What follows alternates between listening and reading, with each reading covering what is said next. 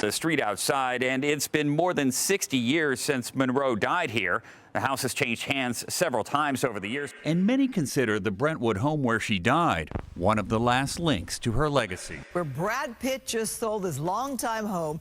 TMZ is reporting he bought it for $1.7 million.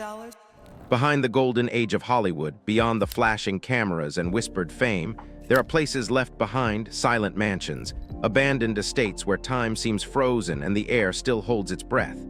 Some say you can still feel the sorrow pressed into the walls, the footsteps that never fully faded, the restless shadows that have nowhere else to go.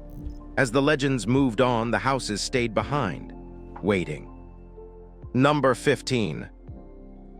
In the hills of Beverly Hills, hidden behind winding roads and old gates, sits a place that once echoed with the glamour of silent film's greatest star. Falcon Lair was Dream Estate, a mansion he bought at the peak of his fame in the 1920s. Back then, it was a symbol of everything he had achieved, a sprawling Spanish-style home surrounded by sweeping views of Los Angeles. At its height, Falcon Lair was valued at close to $7 million in today's money. It was supposed to be his forever home. But fate had other plans. Died suddenly in 1926 at just 31 years old, leaving behind a world stunned by his loss. His mansion, the one he had barely begun to enjoy, became something else entirely after his death. Over the years, visitors and caretakers reported strange happenings, soft footsteps echoing in empty halls, cold spots that refused to warm up, lights flickering when no one was there. Some even claimed to see the faint image of a man, dressed in old-fashioned clothes, standing near the gates or wandering the gardens as if still searching for something he lost. One story tells of a caretaker who left the property after hearing music playing from an empty ballroom late at night. Another visitor said she felt a gentle touch on her shoulder while standing alone on the back terrace. Would you dare to walk through the halls where spirit might still be waiting? Let us know in the comments. Number 14. Marion Fairbanks Estate. Some homes feel bigger than the people who built them, was one of those places.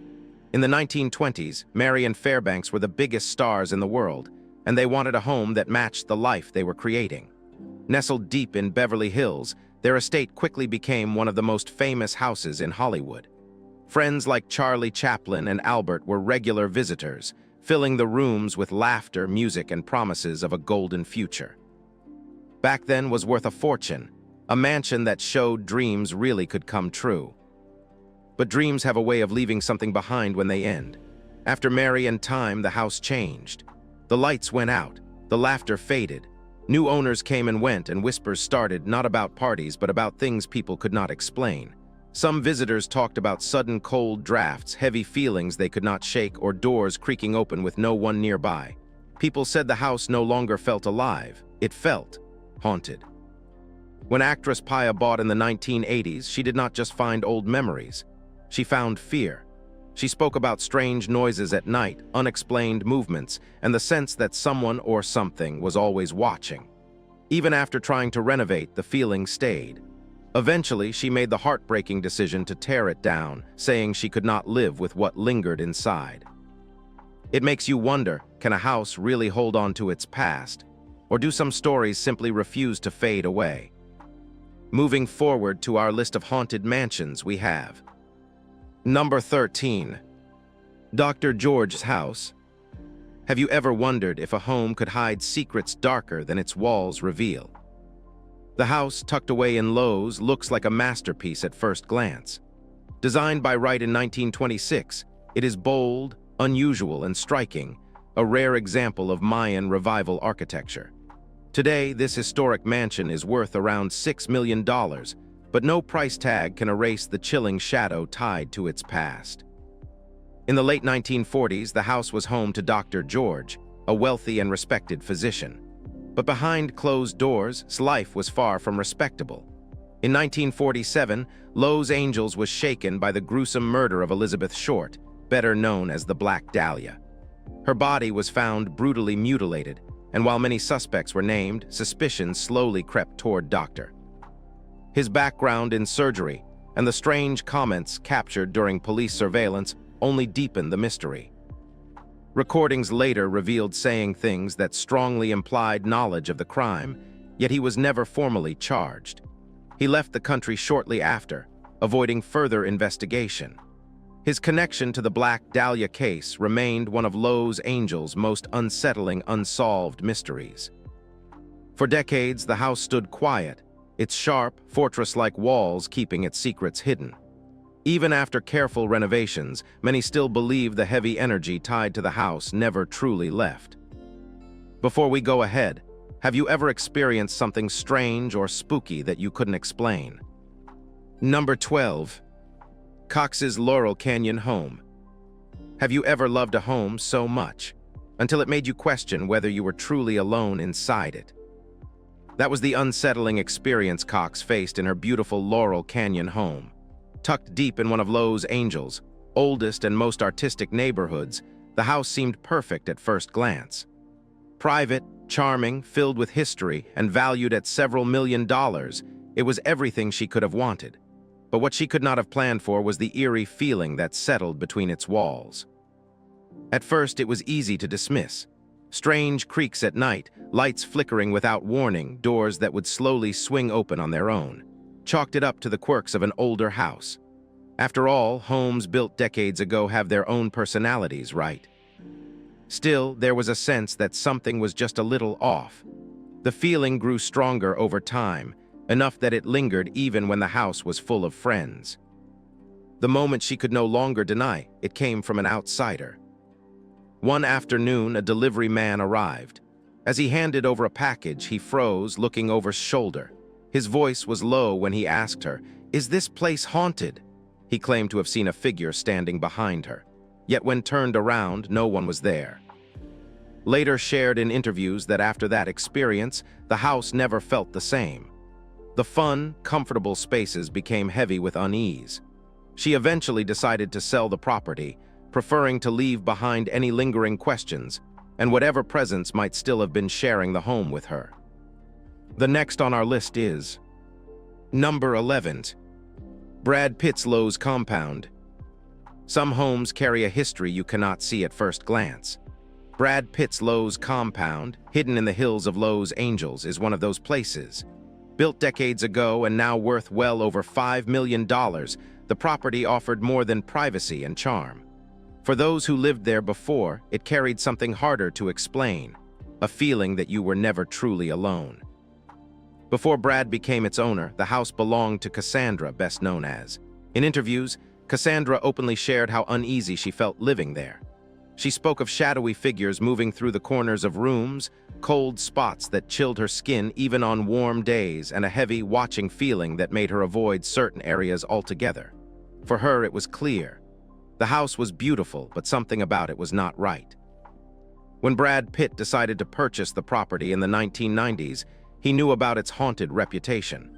Yet it did not seem to bother him at all. Friends close to the sale said Brad was more interested in the home's historic charm and potential than in ghost stories. Maybe he saw what others missed. Maybe he simply believed that history could stay in the past if you let it. Brad not only lived there peacefully, but over the years he expanded his private compound by buying surrounding homes, creating a quiet retreat far from the chaos of Hollywood. During all his years there, he never reported any strange happenings, never gave interviews that hinted at fear. To him, it seems the home was simply a place to live, raise his family, and find peace. Still, it raises a question. Do homes remember the people who feared them? Or do they eventually find new lives when someone chooses not to listen? Let's move to Number 10. Hollywood Hills Mansion. Sometimes a home can carry a history so heavy that even years later, it lingers in the air.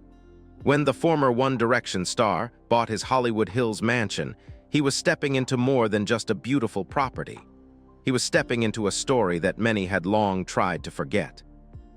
The house, tucked away on a quiet, leafy street, had everything you could want from a dream Los Angeles home: sweeping city views, classic California architecture, and the kind of privacy that celebrities value so much. Worth over $4 million at the time of purchase, it seemed like a perfect escape, but hidden beneath the beauty was a darker past. Decades earlier, this same house belonged to a rising Hollywood actress in the 1950s and 60s, had starred in major films like The Guns of, and had been considered one of the era's bright new talents. But her life behind the scenes was far more complicated. Struggling with depression, grief, and the brutal realities of Hollywood's pressure, Sleight began to fade. In 1972, she was found dead inside the home under circumstances that left more questions than answers. Official reports listed her death as an accidental overdose, but rumors have always surrounded the case. Whispers of loneliness, heartbreak, and a life cut short far too soon. When bought the house, he was aware of its history. Friends said he loved its character and charm, and that he was not the type to be easily spooked by the past. Yet stories have followed the house ever since. Never spoke publicly about experiencing anything unusual during his time there. To him, it was simply a home, a place to relax, to play music, and to live away from the public eye. Maybe that is the gift of new beginnings, to see a place for what it can become, rather than what it has lost. Number 9. Some houses do not just get abandoned, they seem to hold on to the lives left inside them. That is the feeling many people have about the once beautiful Beverly Hills mansion that belonged to famed director, father of.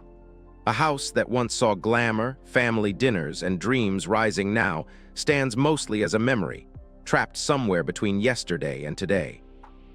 In its prime, the house was everything you would expect from old Hollywood royalty. Built in the 1920s, it was grand without being gaudy. Elegant hallways, sun-filled rooms, a lush garden out back.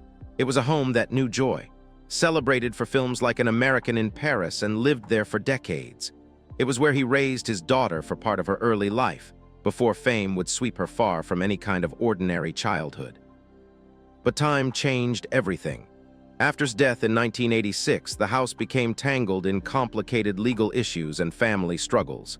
Though had left the home and a trust for his last wife, there were disputes over who should inherit it after her passing. The arguments dragged on. The house sat empty longer than anyone planned. Over the years, locals walking past the property could not help but feel the weight hanging over it. Peeking through the gates, the mansion seemed frozen in time. Dust gathering in the corners, paint peeling under the California sun.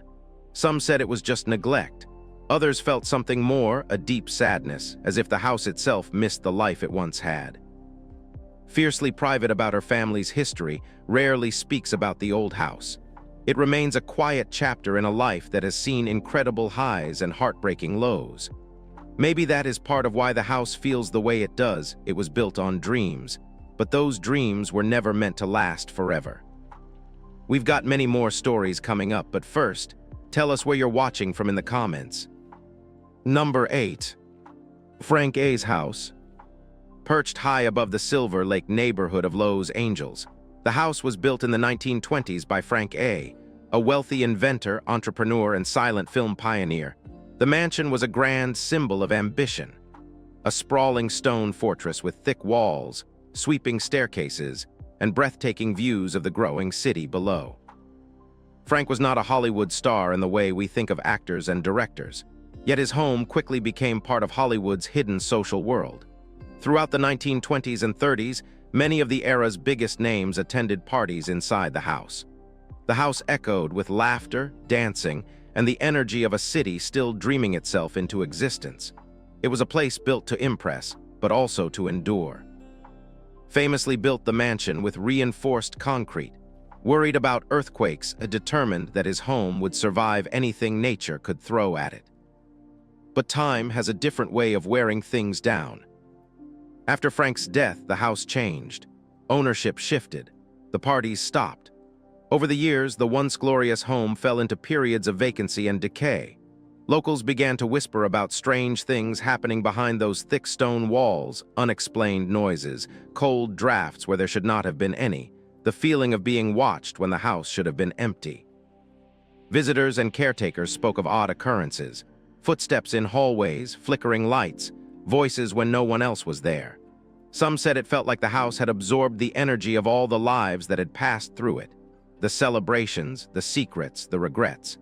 Even film crews who used the property for shooting reported unsettling experiences, leaving some to refuse to work late into the night. Despite renovation efforts over the years, the house has never quite shaken its eerie reputation.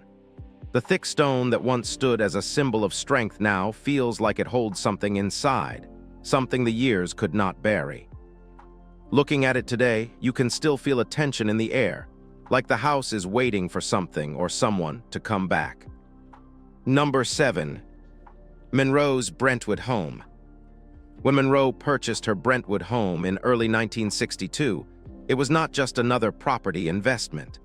It was the first house she ever owned in her name, and it carried all the dreams she had quietly held onto for years. Built in 1929, the Spanish-style home was tucked away on a quiet cul-de-sac, shielded from the noise of Los Angeles. She paid about $77,500 for it at the time, a figure that would be worth over $700,000 today, though recent sales have valued the house at several $1 million. For the house represented something much deeper than real estate. After a lifetime of moving through foster homes, studio-arranged apartments, and borrowed spaces, she finally had something that was hers. Friends close to her said she loved every small detail, the simple garden, the arched doorways, the cozy layout.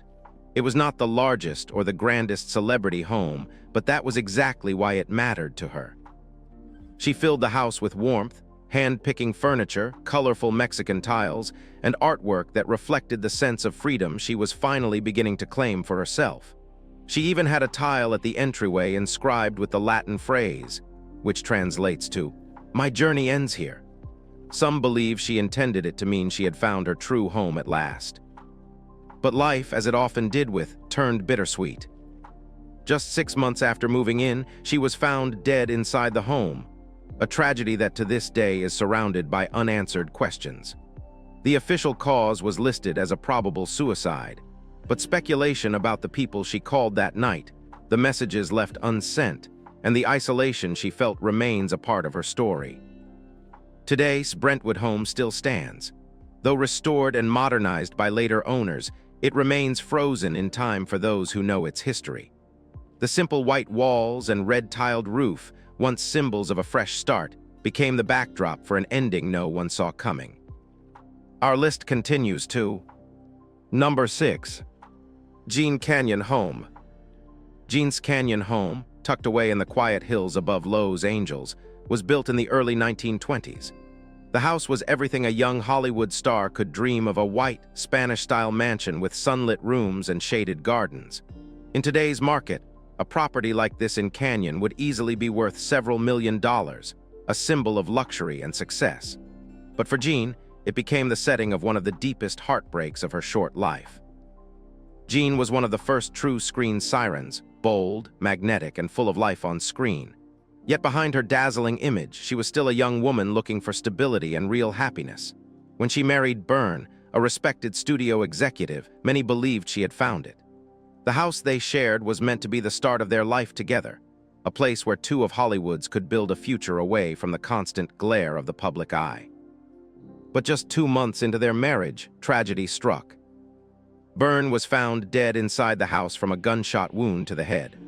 While officially ruled a suicide, mystery and rumors quickly grew around the case. Some whispered about secrets was hiding, others questioned the timeline, and still others believed there was more to the story than what the headlines printed. Jean, devastated and isolated by the scandal, moved out shortly after. The house never quite recovered its innocence. Over the years, stories about the property grew.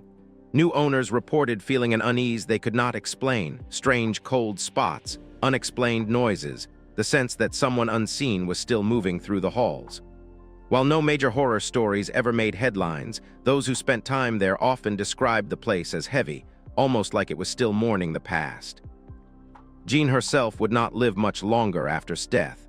She died just 5 years later at the age of 26, her health worn down by years of personal and professional strain. It was as if the sadness she carried never truly lifted. Today, the Canyon House still stands, a private residence holding decades of Hollywood history within its walls. Some say it is simply an old house with a complicated past. Others believe it holds on to the emotions that were never fully healed. Number 5. Bella's Hollywood apartment home. Not all ghosts are loud. Some linger quietly, woven into the spaces they once called home.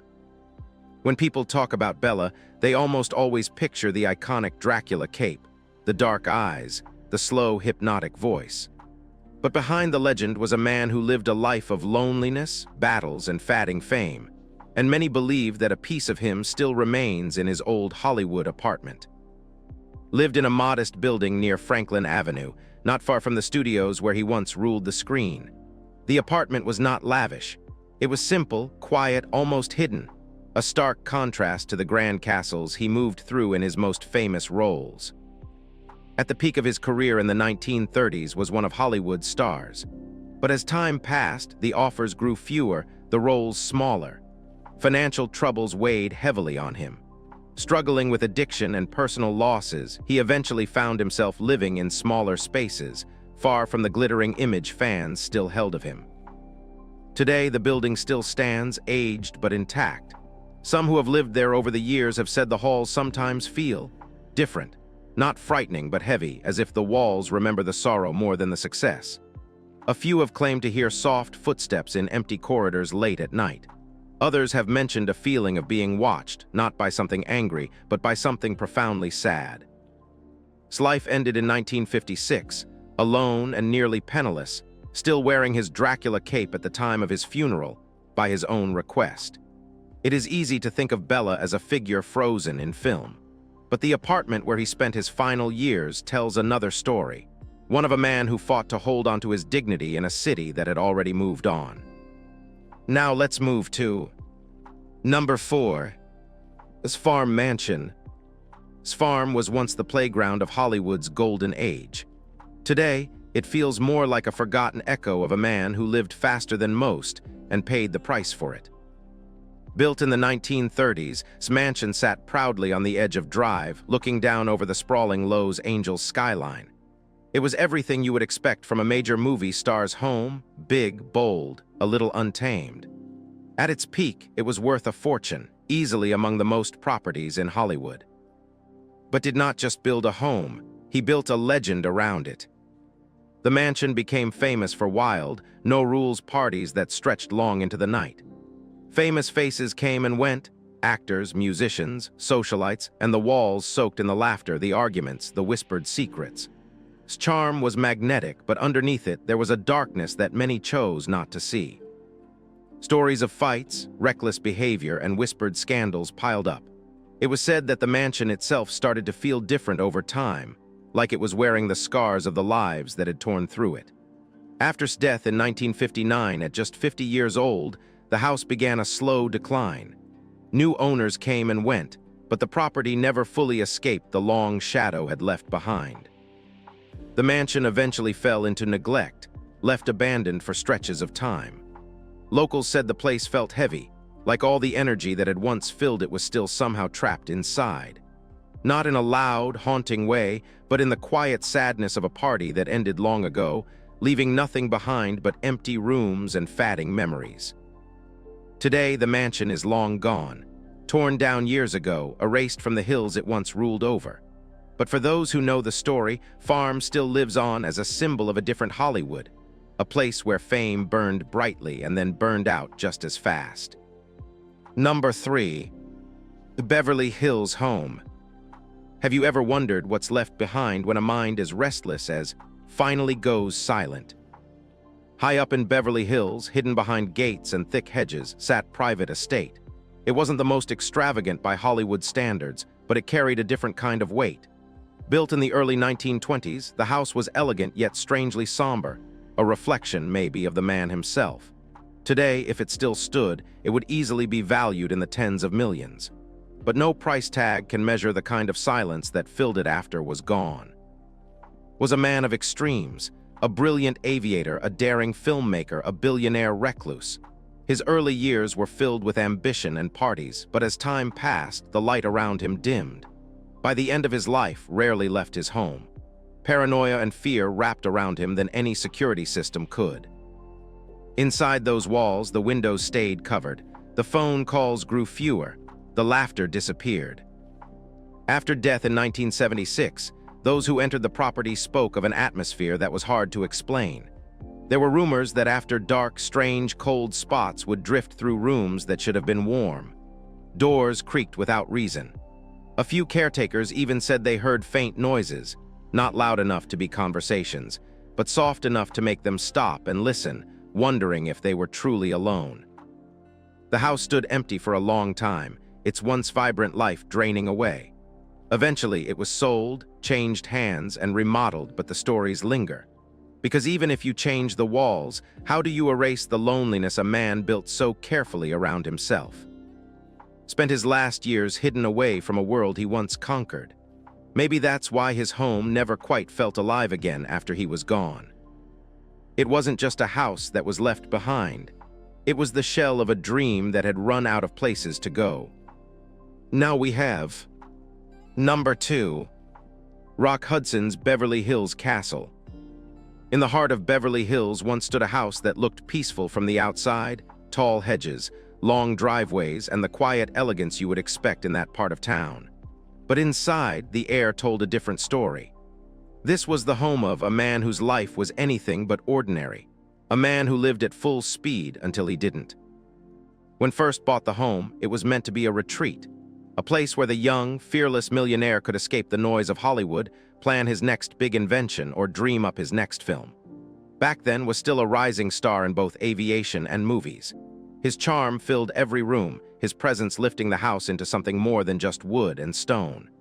At its height, the estate would have been worth millions, not just for its size, but because of who lived there. But homes tend to mirror their owners, and as life turned inward, so did the house. Windows stayed shuttered, curtains never moved. Once the life of every party began closing the world out one room at a time. Rumors of his growing paranoia, his fear of germs, and his isolation only deepened the house's heavy feeling. After his death in 1976, those who walked through the property described it in a way that stuck with people. Still, cold, and strangely watchful. Caretakers mentioned strange, cold drafts moving through closed-off hallways, lights flickering without reason, and the persistent feeling that someone, or something, was nearby but never seen. Contractors hired for renovations would sometimes refuse to work late into the night, saying the house just felt wrong after dark. The mansion eventually changed hands, sold to new owners who remodeled and transformed the space. But the story of strange last years continued to cling to the home long after the paint had dried. Because no matter how beautiful the new walls or bright the lights, some homes carry more than memories. They carry the emotional fingerprints of the lives that unfolded inside them. Built an empire, the odds, and changed industries, but he could never outrun the walls he built around himself. In the end, maybe the house he left behind was just a mirror, reflecting a man who once had the world at his feet, but chose, in the final chapters, to disappear into silence. Number 1. Perkins' Beverly Hills Mansion. Not every home in Beverly Hills tells a story of fame and fortune. Some, like Perkins' family home, whisper quieter tales about love, secrets, and the silent weight that can settle over a place long after the world has moved on. Tucked away behind tall hedges and shaded by old trees, Perkins' house didn't stand out with flashing lights or sprawling fountains. It wasn't built to impress. It was a home built for privacy, a place where could slip away from the expectations that followed him after Psycho made him a star. In its prime, the house was valued in the millions, but for Perkins, it was never about the money. It was about having a corner of the world where he didn't have to perform. Friends and neighbors said the house always had a stillness to it, even when it was alive. It reflected his quiet, deeply private nature. He raised his 2 sons there with his wife, Barry, living a life that was far more ordinary than most would expect from a Hollywood legend. To the outside world, Perkins was forever the haunting figure of Norman Bates. Inside those walls, he was just a man trying to be a good father, a good husband, and somehow keep the pieces of his life together. When Perkins died in 1992, after a private battle with AIDS, the house grew even quieter. Barry kept living there for years afterward, but those who knew the family said the home carried a sadness that never quite lifted. Not loud, not frightening, just a heavy, silent kind of grief that seemed to settle into the walls. It was the kind of feeling that doesn't come from one bad moment, but from years of holding too much inside. After Barry's own tragic death in the 9/11 attacks, the house stood as a kind of sealed memory. It wasn't abandoned exactly, but it felt paused, like time had stopped and no one had the heart to press play again. Perkins spent his life carefully managing what the world was allowed to see.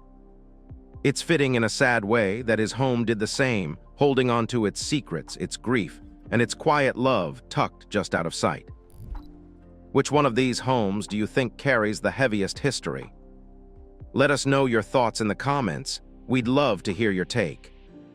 And if you enjoyed uncovering these hidden Hollywood stories, don't forget to like, share, and subscribe for more.